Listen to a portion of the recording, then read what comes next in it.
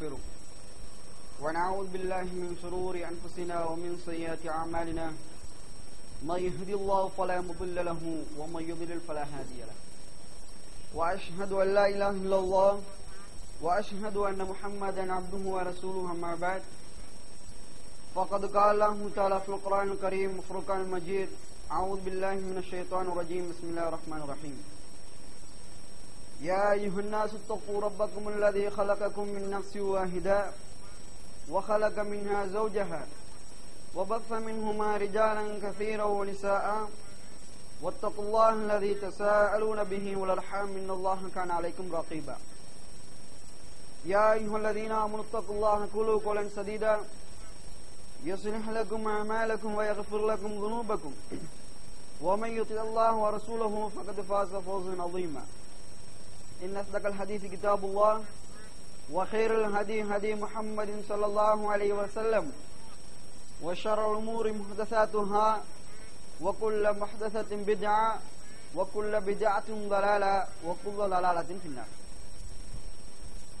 இவ்வுலகை படைத்து அதை பரிபாலனம் செய்து கொண்டிருக்கின்ற ஏக வல்லோனாகிய அல்லாஹ்வுக்கே எல்லா புகழும் அல்ஹம்துலில்லாஹ்.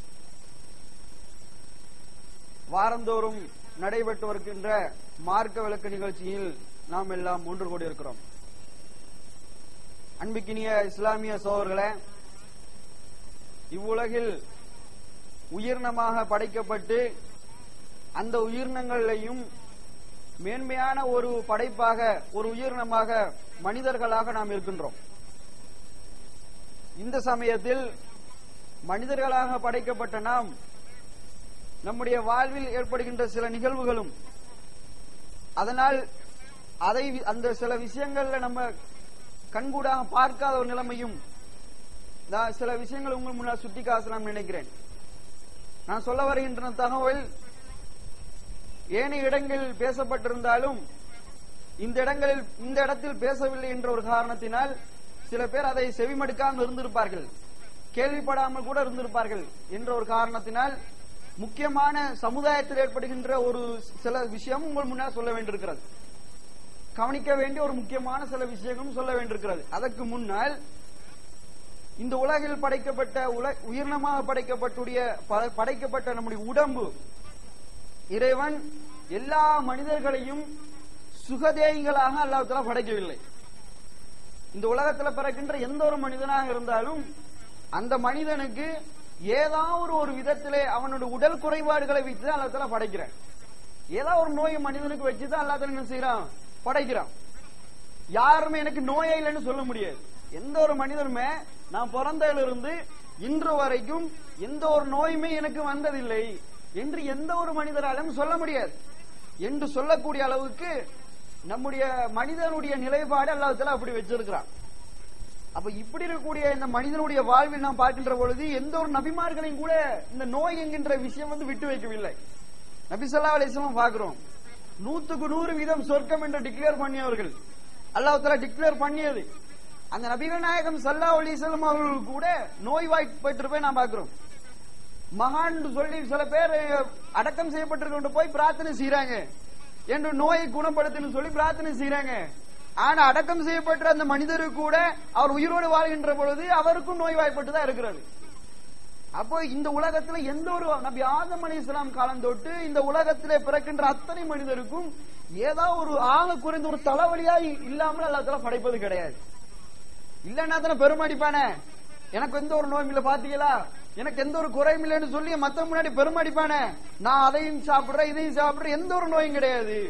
ஆனா நீ பாரு, கோடிக்கணக்கில் சொத்துக்களை வச்சிருக்க, உனக்கு அழகான மனைவி மக்களை வச்சிருக்க, உனக்கு கார் வேணுமா பங்களா வேணுமா எல்லாத்தையும் வச்சிருக்க, ஆனா உன்னால சுகத்தை அனுபவிக்க முடியலையே, உனக்கு நோயா இருக்குதே, சுகர்னு ஒரு நோய் இருக்கிறது, பிரஷர்னு ஒரு நோய் வந்திருக்கிறது, உன்னால ஒண்ணுமே அனுபவிக்க முடியலையே என்று பெருமை அடிப்பான்.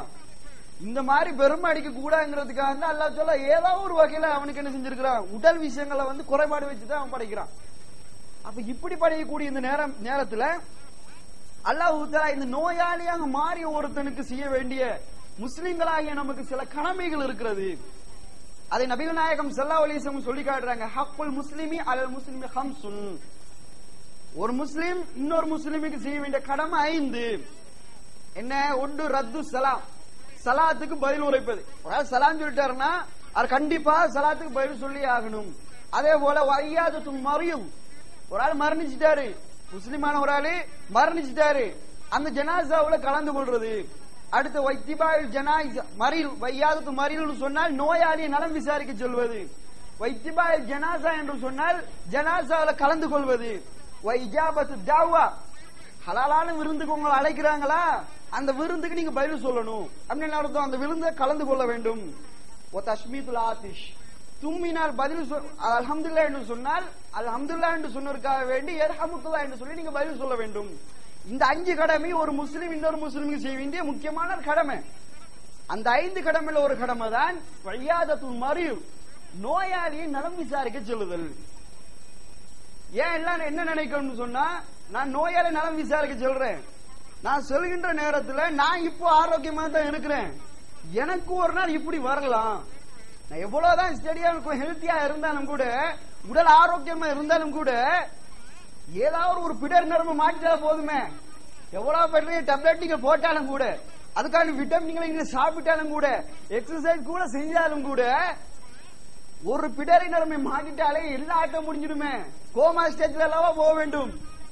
இதுதான் மனுஷோட இயல்பு. அப்ப இதெல்லாம் நீ சிந்திச்சு பார்க்கணும்னா ஒரு முக்கியமான கடமை நீ நிறைவேற்று. அதுதான் ஒரு நோயாளியை போய் நலம் விசாரிக்க போனா உன்ன நீ உணர்ந்து கொள்வாய். இதோட அர்த்தம் என்ன, இந்த கடமைகளை நம்ம சரியா செய்துட்டோம் சொன்னா நிச்சயமாக அல்லாஹ்வுக்கு நாங்க தொழுகை நோன்பு ஜகாத் எப்படி கடமையோ, செய்வது எப்படி ஒரு கடமையோ, அதே போல ஒரு மனுஷன் இன்னொரு முஸ்லிமுக்கு செய்ய வேண்டிய கடமையில ஒன்று. இதை செய்ய மூலமாக என்ன நன்மை கிடைக்குது, நம்ம திருத்தி கொள்ளலாம். அது என்னன்னு நான் பின்னாடி நான் சொல்றேன். எந்த அளவுக்கு நாங்க பொடுபோக்கா இருக்கிறோம், இதுல தௌவா காலத்துல கூட பின்னடைவுக்கு காரணம் இதுல ஒண்ணுதான். இதெல்லாம் நம்ம சரியா இருந்துட்டோம்னு சொன்னா மக்களுடைய உள்ளங்களை அழகான முறையில் வென்றெடுக்கலாம். குடும்பங்களை வருஷ கணக்கில் பிரிஞ்சிருப்பா, அந்த பிரிஞ்சிருக்கக்கூடிய அந்த குடும்பங்கள் இருந்து ஒன்று சேர்வதற்கும் இந்த கடமை செய்துட்டோம்னு சொன்னா நிச்சயமா ஒரு அழகான ஒரு விடையை நம்ம கண்டுகொள்ளலாம். அப்ப இது ஒரு முஸ்லீம் இன்னொரு முஸ்லீமுக்கு செய்ய வேண்டிய கடமைகள்ல 5 கடமைகள்ல ஒரு முக்கியமான கடமை தான் நோயாளியை நலம் விசாரிக்க சொல்வது. இன்னும் எந்த அளவுக்குன்னா, நோயாளி நம்ம நலம் விசாரிக்க செல்லலன்னு வைங்க, மறுமையினால் அல்லாஹ் நம்ம பிடிப்பான். எப்படி பிடிப்பா, நம்ம நியாயம் இருக்குது. தொழல பிடிக்கிற நியாயம், நோன்பு வைக்கிற பிடிக்கிற நியாயம், அல்லாஹ் சொல்லிருக்கக்கூடிய ஏனைய இபாதத்துகளை நாம செய்யலன்னா அதுக்கு கேள்வி கேட்கிற நியாயம். இது என்ன நோய் விசாரிக்க போலன்னா அது என்னுடைய சுய விருப்பம், நினைச்சா போவேன் இல்லன்னா போகாம இருப்பேன், இதையுமா விசாரணை செய்யும் நினைப்போம். அல்லாஹ் தஆலா விசாரிப்பா. எப்படி விசாரிப்பேன்னு சொன்னா, மறுமை நாள்ல ஒரு சில மனிதர்களை கூப்பிட்டு அல்லாஹ் தஆலா சொல்லுவான், யா இப்னு ஆதம், ஆதமுடைய மகனே, மறைத்து நான் நோய் வாய்ப்பட்டு இருந்தேன், பலம் தவுது நீ என்ன நலம் விசாரிக்க வரல, நான் நோய் வாய்ப்பட்டு இருந்தேன், நீ அப்பா என்ன நலம் விசாரிக்க வரலன்னு சொல்லி மறுமை நாள கேட்பானா. அப்ப அவன் சொல்லுவானா, ஆச்சரியப்படுவானா. இப்ப நாங்களும் ஆச்சரியப்படுத்த செய்வோம்.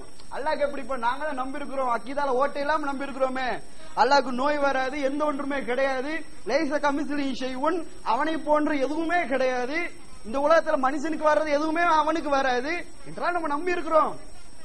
பல்லா சொல்றானே, என்ன நோயினாலும் விசாரிக்க வரலன்னு எல்லாம் சொல்றானே, என்ன முரம்பலா தெரியுது. அப்படி நமக்கு இப்ப தெரியுது, அதே போல அந்த மனிதனுக்கு தெரியும்.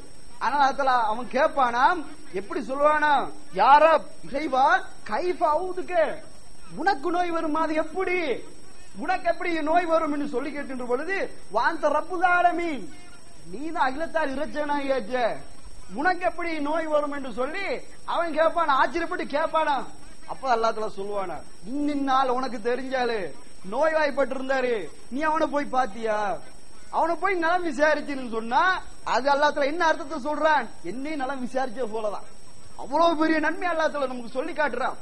ஒரு மனுஷனை நோய் விசாரிக்க போறோம், நோய் விசாரிக்க போறதுனால என்ன மாதிரியான உணர்வு அல்லாஹ் சொல்றான், என்ன நலம் விசாரிச்ச, எனக்கு நோய் இல்ல, உனக்கு அந்த மாதிரி ஒரு நன்மை உனக்கு கிடைக்குது. அப்ப இது நமக்கு இப்போ அதை பத்தி செஞ்சு பார்த்திருக்கிறோமா, எவ்வளவு பெரிய ஒரு நன்மை. இன்னும் எந்த அளவுக்கு நன்மைன்னு சொன்னா, நபிகள் நாயகம் ஸல்லல்லாஹு அலைஹி வஸல்லம் சொல்லி காட்டின செய்தி முஸ்லிம்ல பதிவு செய்யப்பட்டிருக்கிறது 5017வது செய்தியில, மன் ஆத மரீதன், யாரா ஒரு நோய் விசாரிக்க சென்றால், லம் யஸல் ஃபீ ஹுஸ்பத்தில் ஜன்னah ஹத்தா யர்ஜிஅ, அவர் விசாரிக்க போய் வெளியே வரும் வரைக்கும் சொர்க்கத்தின் கனிகளை பறித்துக் கொண்டிருக்கிறார். சொர்க்கத்தின் கனிகளை பறித்துக் கொண்டிருக்கிறார். அவ்வளவு மிகப்பெரிய ஒரு நன்மை தான் எதுல கிடைக்குது? நோயாளி நலம் விசாரிக்க சொல்றதுல கிடைக்குது. சொர்க்கத்தின் கனிகளை எப்ப பறிக்கலாம்? சொர்க்கத்துக்கு போனாதான் பறிக்கலாம். சொர்க்கத்துக்கு போனாதான் சொர்க்கத்துடைய கனிகளை பறிக்கலாம். இது என்ன சொர்க்கத்தின் கனிகளை பறிக்கின்ற அர்த்தம் அப்படின்னு பார்த்தா, சொர்க்கத்துல நீங்க கனிகளை பறிக்கணும்னா இந்த மாதிரி நன்மைகளை தேடுங்க. சொர்க்கத்துக்கு பழங்களை நீங்க பறிப்பதற்குண்டான நன்மைகளை நீங்க கொள்ளையடிக்கிறீங்க. எது வரைக்கும்? நோயாளி இடத்துல இருந்து நீங்க வெளியே போகும் வரைக்கும். நோயாளி இடத்துல இருந்து அவர் விசாரிச்சுட்டு அன்பான முறையில பேசிட்டு இருக்கிற நேரம் எல்லாம் கனியை பறிப்பதற்குண்டான நன்மை நீங்க கொள்ளையடிக்கிறீங்க. வெளியே வரும் வரைக்கும் கனியை பறிப்பதற்கு உண்டான நன்மைகளை நீங்கள் கொள்ளையடிக்கிறீர்கள் என்ற செய்தியை நபிகள் நாயகம் ஸல்லல்லாஹு அலைஹி வஸல்லம் சொல்லி காட்ட நாம் பார்க்கிறோம். அவ்வளவு பெரிய ஒரு சிறப்பு தான் நோயாளி நலம் விசாரிக்க செல்றதுனால இப்படி ஒரு மிகப்பெரிய ஒரு சிறப்பு இருக்கிறது. இன்னொரு சிறப்பு என்ன தெரியுமா? ஒரு சமயம் சஹாபாக்கள் அவையில் உட்கார்ந்து கொண்டிருக்கின்ற பொழுது நபிகள் நாயகம் ஸல்லல்லாஹு அலைஹி வஸல்லம் கேட்கிறாங்க, மன் அஸ்பஹ மின்குமுல் யௌம ஸாயிமன், இன்றைய நாள்ல நோன்பு வைச்சவங்க யாரா இருக்கிறீர்களா? கேட்கிறாங்க. அவையில் இருக்கின்ற பொழுது சஹாபாக்கள் கேட்கிறாங்க, இன்றைய நாள்ல நோன்பு வைத்தவர்கள் யாரா இருக்கிறீர்களா? அங்க இங்க பாக்குறாங்க, யாருமே கிடையாது. உடனே அபூபக்கர் எழுந்து, ஆனா நான் இருக்கிறேன் என்ற பதிலை சொல்றாங்க. இரண்டாவது கேள்வி விடுக்கப்படுது, மன் தபிய மின்குமுல் யௌம ஜனாசத்தன், இன்றைய நாள்ல யாராவது அதாவது ஜனாசாவை பின்தொடரும் யாரா இருக்கிறீங்களா? ஜனாசாவை பின்தொடர்ந்தவர்கள் யாரா இருக்கிறீர்களா? அப்பளும் யாரும் கிடையாது. ஒரே நாளைக்கு நடக்குது. அப்பளும் யாருமே பதில் கிடையாது. அப்ப அபூபக்கர் எழுந்து, ஆனா நான் இருக்கிறேன் யார சொல்ல சொல்லிக்கான்ற பொழுது மூணாவது கேள்வி, மன் அத்தாம மின்குமுல் யௌம மிஸ்கீனன், இன்றைய நாள்ல ஒரு ஏழைக்கு உணவு கொடுத்தவர் யாரா இருக்கிறீர்களா? ஏழைக்கு